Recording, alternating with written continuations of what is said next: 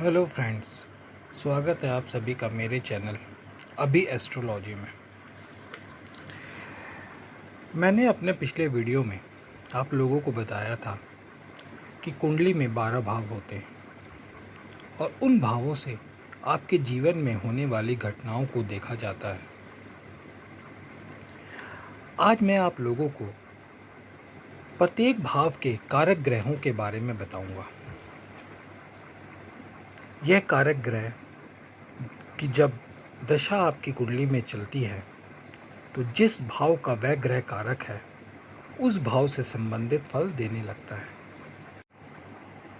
इसको हम उदाहरण से समझेंगे। चलिए सूर्य को एग्जाम्पल के रूप में लेते हैं। आपकी कुंडली में सूर्य की महादशा चल रही है या आने वाली है, जो 6 सालों तक चलेगी। सूर्य की दशा सबको पता है कि 6 साल की होती है। अब इस दशा का फल हमें निकालना है, तो हम कैसे निकालेंगे? हम कैसे जानेंगे कि सूर्य महादशा में आपको क्या क्या फल मिलेगा? तो सबसे पहले हम देखेंगे कि सूर्य की सिंह राशि किस भाव में है। सूर्य किस राशि का स्वामी है? सिंह राशि का, जो 5 नंबर की गिनती लगी रहती है।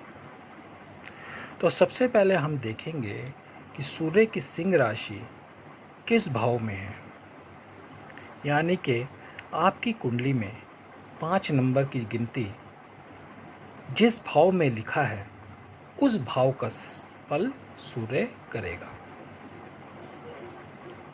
अब देखिए अपनी कुंडली में, आपका कुंडली में 5 नंबर कहाँ लिखा हुआ है। 5 नंबर जिस भी भाव में लिखा होगा सूर्य उस भाव का फल करेगा। कौन सा भाव क्या फल देगा ये मैंने अपने पिछले वीडियो में आप लोगों को बताया है। कृपया आप उसको देखें और लागू करें अपनी कुंडली पर। अब दूसरा सूत्र जो आता है वो ये आता है कि सूर्य किस स्थान पर बैठा है। अब आपको कुंडली में क्या देखना है कि सूर्य आपका किस स्थान पर बैठा है। पहले तो हमने सिंह राशि देख ली कि सूर्य की सिंह राशि किस स्थान पर है। ऐसे ही अगर आप किसी और ग्रह की महादशा या अंतर्दशा के बारे में देखेंगे तो उसकी राशि देखनी है कि किस भाव में पड़ रही है। किसी किसी ग्रहों की 2 होती हैं, जैसे बुध की 2 होती है, गुरु की 2 होती है, मंगल की 2 होती है।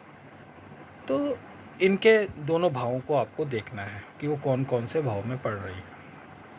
खैर, हम यहाँ सूर्य की बात कर रहे थे, तो चलते हैं कि अब सूर्य किस स्थान पर बैठा है। अभी हमने सूर्य की राशि देखी, अब हम सूर्य की प्लेसमेंट देख रहे हैं कि सूर्य जाकर किस भाव में बैठा है आपकी कुंडली में। जिस भाव में सूर्य बैठा होगा सूर्य उस भाव का भी फल करेगा।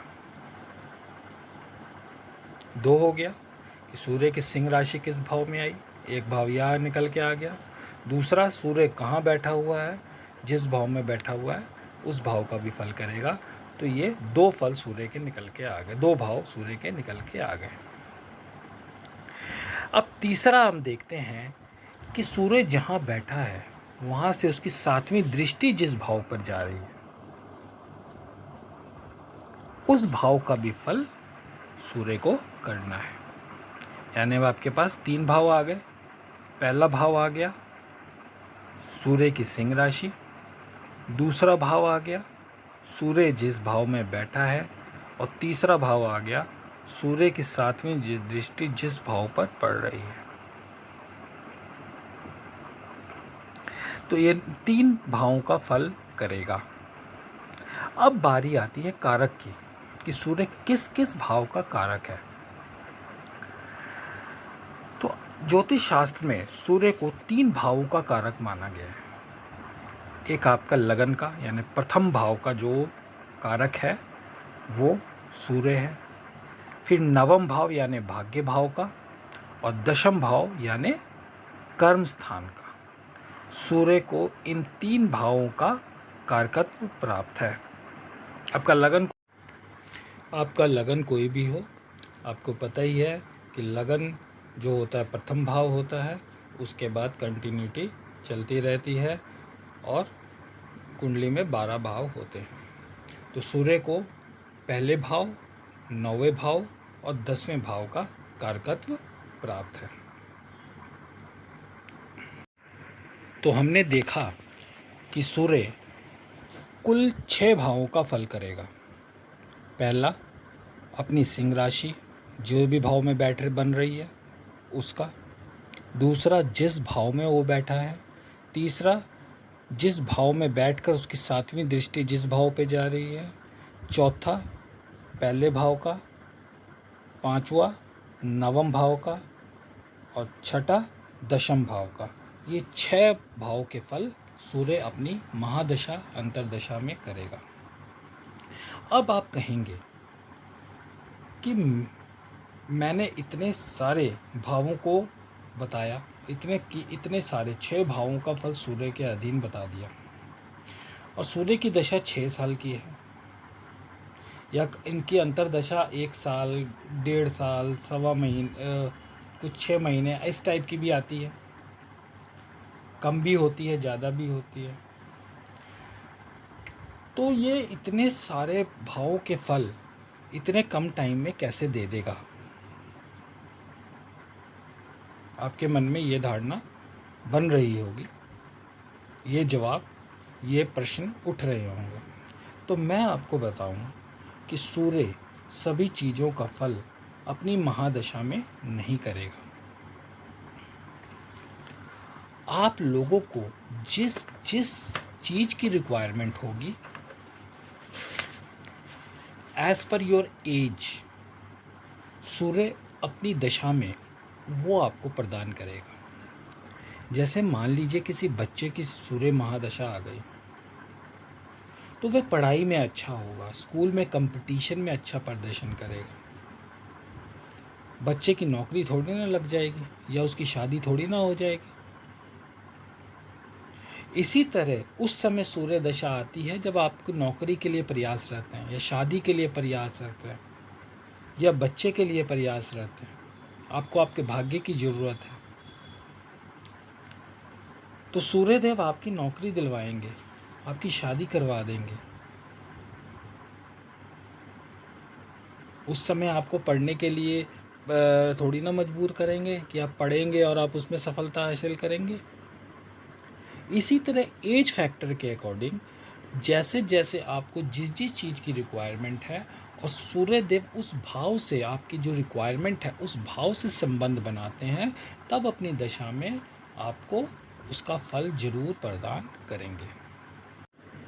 तो अब आप समझ गए होंगे कि इसी तरह हम सभी ग्रहों के बारे में देखते हैं, ख़ास तौर से उन ग्रहों को जिनकी महादशा चल रही है या आने वाली है, या किसी महादशा में किसी ग्रह की अंतरदशा आपको देखनी है, तो हमें यही रूल इसी तरीके से फॉलो करना है और देखना है कि जिस भी ग्रह की महादशा या अंतरदशा चल रही है, आपकी जो रिक्वायरमेंट है उसके अकॉर्डिंग उस भाव से उसका संबंध बन रहा है या नहीं। अगर बन रहा होगा, पॉजिटिव होगा ग्रह, तो आपको निसंदेह आपका वो काम जो आपकी रिक्वायरमेंट है वो ज़रूर पूरी हो जाएगी। शॉर्ट में बताता हूँ, यानी सबसे पहले उस ग्रह की राशि देखें किस भाव में है, फिर देखें वह किस भाव में बैठा है, फिर देखिए उसकी दृष्टियाँ कहाँ कहाँ जा रही हैं। जैसे सूर्य, चंद्र, बुध, शुक्र की 7वीं दृष्टि जाती है, गुरु की 5वीं, 7वीं, 9वीं दृष्टि होती है, मंगल की 4थी, 7वीं और 8वीं दृष्टि होती है, और शनि की 3री, 7वीं और 10वीं दृष्टि होती है। फिर देखें वो किस किस भाव का कारक है। आपको जो भी प्रश्न होंगे उसका जवाब आप खुद ढूंढ लेंगे। अच्छा बुरा फल मैंने देखना आपको बताया ही है कि ग्रह मारक है या कारक है। सबसे पहले आपको यह देखना है शुभ भाव में बैठा है या अशुभ भाव में बैठा है, शुभ ग्रह के साथ है या अशुभ ग्रह के साथ है, उसकी दृष्टि उच्च की पड़ रही है, नीच की पड़ रही है, उच्च का बैठा हुआ है, नीच का बैठा हुआ है, शुभ ग्रह की दृष्टि में है या शुभ ग्रह की दृष्टि में है। उस हिसाब से आप ये ग्रहों के भाव फल देख सकते हैं। अब मैं आपको सभी भावों के कारक के बारे में बताता हूँ कि एक एक करके कि सभी भावों के कौन कौन से कारक ग्रह होते हैं। तो शुरू करते हैं। पहला भाव, पहले भाव का कारक ग्रह हैं सूर्यदेव। इसके बाद दूसरा भाव यानी धन भाव आता है। धन भाव के जो कारक हैं, दूसरे भाव के कारक गुरुदेव हैं। फिर तीसरा भाव आता है पराक्रम भाव। आप मेरी स्क्रीन पे ऊपर देख भी रहे होंगे। तो तीसरे भाव पराक्रम भाव का कारक है मंगल देव। चौथा भाव आता है सुख भाव। तो सुख भाव के कारक ग्रह कुंडली में है चंद्र और बुध देव। फिर पांचवा भाव आता है संतान भाव, इसके कारक हैं गुरुदेव। फिर छठा भाव आता है शत्रु रोगऋण भाव, इसके कारक हैं दो ग्रह शनि और मंगल। सातवां भाव आप सबको पता ही है कि विवाह का, दाम्पत्य का भाव है, इसके कारक ग्रह शुक्र हैं। आठवां भाव रोग का है, तो इसके कारक शनिदेव हैं। नौवां भाव भाग्य से संबंधित है, इसके कारक ग्रह गुरु और सूर्य हैं। इसके बाद 10वां भाव आता है कर्म का स्थान, जिसके 4 कारक ग्रह हैं। कौन कौन से? शनिदेव, सूर्यदेव, बुधदेव और गुरुदेव। इसके बाद 11वां भाव आय का, लाभ का, इसके कारक गुरुदेव हैं। और फिर 12वां और अंतिम भाव व्यय भाव, इसके कारक ग्रह शनिदेव हैं। अब आपको पता चल गया होगा कि कौन सा ग्रह किस भाव का कारक है, लेकिन अभी भी आपको कुछ कन्फ्यूज़न होगी, तो मैं इसको दूसरी तरीके से आपको समझाता हूँ ग्रहों के हिसाब से कि कौन सा ग्रह किस किस भाव का कारक है। सबसे पहले बात करते हैं सूर्यदेव की। सूर्यदेव पहले भाव, 9वें भाव और 10वें भाव के कारक हैं। फिर बारी आती है चंद्रदेव की। चंद्रदेव चौथे भाव के कारक हैं। मंगल देव को अगर आप देखते हैं तो वो तीसरे और छठे भाव के कारक हैं। बुधदेव चौथे और 10वें भाव के कारक हैं। शुक्रदेव 7वें भाव के कारक हैं। गुरुदेव की बात करें तो दूसरे भाव, 5वें भाव, 9वां भाव, 10वां भाव और एकादश भाव, इन 5 भाव के कारकत्व इनको प्राप्त है। शनिदेव को भी 4 भाव का कारकत्व प्राप्त है, छठे भाव, 8वें भाव, 10वें भाव और 12वें भाव का। यानी सूर्य आपके लगन, भाग्य और कर्म के कारक हैं। चंद्रदेव आपके सुख भाव के कारक हैं। मंगल देव आपके पराक्रम और शत्रु भाव के कारक हैं। बुध देव आपके सुख और कर्म भाव के कारक हैं। शुक्रदेव आपके दाम्पत्य जीवन के कारक हैं। गुरुदेव आपके धन, संतान, भाग्य, कर्म और लाभ स्थान के कारक हैं। शनिदेव की बात करें तो वो शत्रु, रोग, कर्म और व्यय स्थान के कारक हैं। अब जिस भी ग्रह की आपकी दशा अंतर्दशा चल रही है, आपको उसको देखना है कि वो आपको किस किस चीज़ों के, किस किस रिक्वायरमेंट के फल देगा, किस किस भाव के फल देगा। आपको किस किस चीज़ की रिक्वायरमेंट है। आपको शादी करनी है, आपको बच्चे का सुख प्राप्त करना है, आपको विदेश सेटल होना है, आपको नौकरी प्राप्त करनी है, आपको संतान प्राप्त करनी है, आपको पढ़ाई लिखाई अच्छी करनी है, आपकी धन संपत्ति की क्या सिचुएशन है, आपको घर गाड़ी की क्या सिचुएशन है। तो आप अपने ग्रह की दशा के अकॉर्डिंग जो मैंने रूल बताए उसके अकॉर्डिंग आप देखिए कि आपकी दशा किस ग्रह की चल रही है, और जो आपका प्रश्न है क्या वो उस भाव से संबंधित है जो आपके प्रश्न की रिक्वायरमेंट है। उस ग्रह का लिंक उस भाव से बन रहा है, क्या वो उस भाव को एक्टिव कर रहा है।